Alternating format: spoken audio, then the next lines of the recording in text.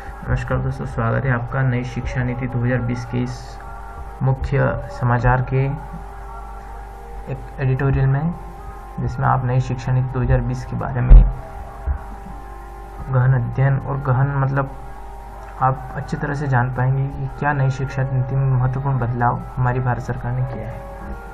तो ये जो बदलाव हुए हैं, मैं आपको बता दूं कि बदलाव 3 बार हुए हैं अभी तक। एक 1968 में हुआ, एक 1986 में हुआ और अब 2020 में हो रहा है। यानी कि एक इंदिरा गांधी जी के टाइम पर हुआ, उसके बाद राजीव गांधी जी की, और अब प्रधानमंत्री श्री नरेंद्र मोदी जी के टाइम पर हो रहा है। ठीक है। और इस नई शिक्षा नीति को भारत सरकार ने 29 जुलाई 2020 को घोषित किया। ठीक है। इसकी पृष्ठभूमि देखें तो हमारे संविधान के निर्देशक तत्वों में कहा गया है कि 6 से 14 वर्ष तक के सभी बच्चों के लिए अनिवार्य निःशुल्क शिक्षा की व्यवस्था की जाए। और 1948 में डॉक्टर राधाकृष्णन की अध्यक्षता में विश्वविद्यालय शिक्षा आयोग का गठन हुआ था। तभी से राष्ट्रीय शिक्षा नीति का निर्माण भी शुरू हो गया। और कोठारी आयोग 1964 से 66 की सिफारिशों पर आधारित 1968 में पहली बार महत्वपूर्ण बदलाव वाला प्रस्ताव इंदिरा गांधी के प्रधानमंत्री कार्यकाल में पारित हुआ। और अगस्त 1985 शिक्षा की चुनौती नामक एक दस्तावेज तैयार किया गया, जिसमें भारत के विभिन्न वर्गों, बौद्धिक, सामाजिक, राजनीतिक, व्यवसायिक, प्रशासकीय आदि ने अपनी शिक्षा संबंधी टिप्पणियां दी। देखिए, मैं आपको ऐसा पूरा नहीं पढ़ाऊंगा, मैं आपको मेन जो पॉइंट है हमारे काम के वो बता देता हूँ मैं आपको।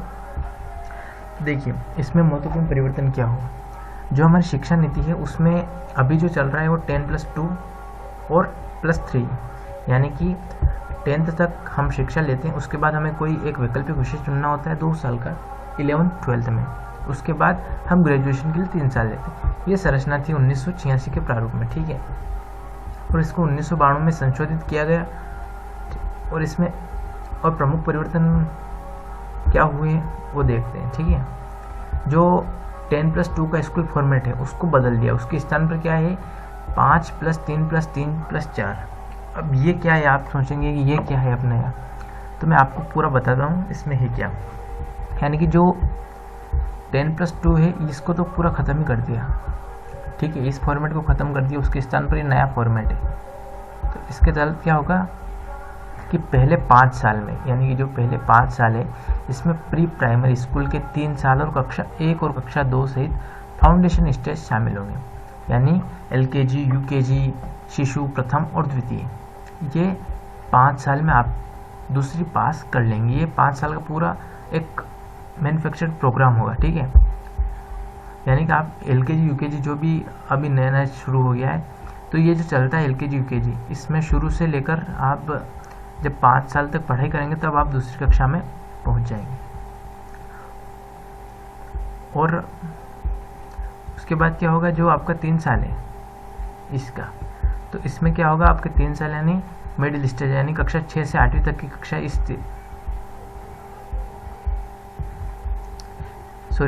जैसे आप 5 साल आप पूरे कर लेंगे, द्वितीय में आ जाएंगे। उसके बाद तीसरी, चौथी और 5वीं 3 साल आपके ये उसी एक लगातार चलेंगे 3 साल। उसके बाद जो 3 साल आएंगे आपके, उस 3 साल में आपको 6 से 8वीं तक, यानी 6ठी, 7वीं, 8वीं तक का कक्षा होगी।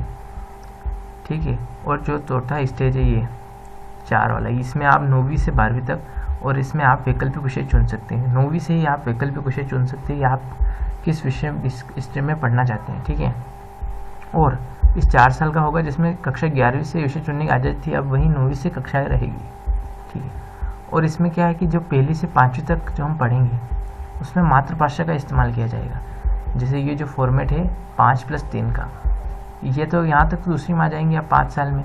उसके बाद 3 साल और रहेंगे इसमें आप 5वीं तक, तो इनमें आपको मातृभाषा का ही प्रयोग करना है। ठीक है। मतलब इसमें रट्टा विद्या ख़त्म करने की कोशिश की गई है। ठीक है।